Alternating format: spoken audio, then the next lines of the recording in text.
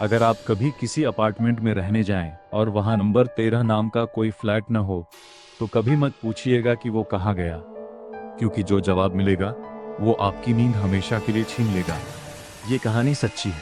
ये मेरे कॉलेज के दोस्त अर्जुन के साथ हुई थी। और सबसे डरावनी बात, ये कहानी अभी भी खत्म नहीं हुई है। अगर आप डरावनी कहानियां पसंद करते हैं तो चैनल को अभी सब्सक्राइब कर लीजिए, क्योंकि आगे जो होने वाला है उसके बाद आप शायद लाइट बंद करके नहीं सो पाएंगे। चलिए शुरू करते हैं। अर्जुन एक साधारण लड़का था। इंजीनियरिंग की पढ़ाई के लिए दूसरे शहर आया था। पैसे कम थे, इसलिए उसने एक पुरानी बिल्डिंग में सबसे सस्ता फ्लैट किराए पर लिया। शांति निवास, 7 मंजिला इमारत, तीसरी मंजिल पर उसका कमरा।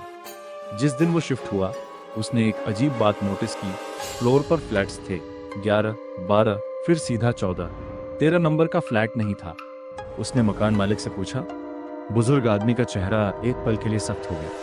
बेटा, बस इतना समझ लो, 13 नंबर नहीं है, वो एक दरवाजा है, और दरवाजे कभी मत खोलना जो बंद करने के लिए बनाए गए हैं। अर्जुन हंस दिया। उसे लगा बुढ़ापे की बातें हैं। उसने ध्यान नहीं दिया।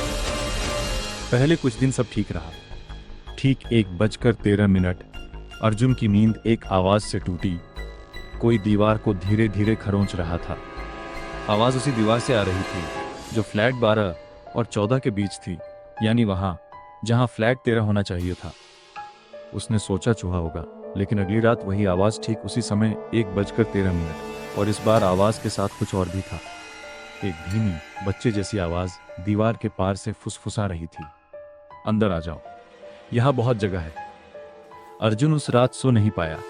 सुबह उसने दीवार को गौर से देखा और वहां पेंट के नीचे से हल्के से एक नंबर उभरता दिखा, 13। अगले दिन उसने बिल्डिंग के पुराने चौकीदार से बात की। बूढ़े आदमी ने बताया, 20 साल पहले फ्लैट 13 में एक परिवार रहता था। एक रात अचानक पूरा परिवार गायब हो गया। कोई खून नहीं, कोई निशान नहीं, बस दरवाजा अंदर से बंद मिला। पुलिस ने दरवाजा तोड़ा तो अंदर कमरा खाली था, जैसे वहां कभी कोई रहा ही ना हो। उसके बाद बिल्डिंग मालिक ने वो दरवाजा पक्का करवा दिया और नंबर 13 को नक्शे से ही हटा दिया, ताकि कोई उसे ढूंढे नहीं। चौकीदार ने कहा, क्योंकि जो एक बार अंदर झांक लेता है वो चीज बाहर देखना शुरू कर देती है। अर्जुन के हाथ पैर ठंडे पड़ गए, लेकिन तब तक बहुत देर हो चुकी। उस रात ठीक 1:13 अर्जुन की आंख फिर खुली, लेकिन इस बार खरोचने की आवाज नहीं थी। इस बार दीवार पर हल्की सी दरार दिखाई दे रही थी, जैसे कोई अंदर से दीवार को धकेल रहा हो। दरार से एक हल्की ठंडी हवा कमरे में आ रही थी, जिसमें सड़े हुए फूलों जैसी बदबू थी। अर्जुन उठकर दरवाजे की तरफ भागा, लेकिन उसका दरवाजा जो उसने खुद रात को बंद किया था अब खुला हुआ था।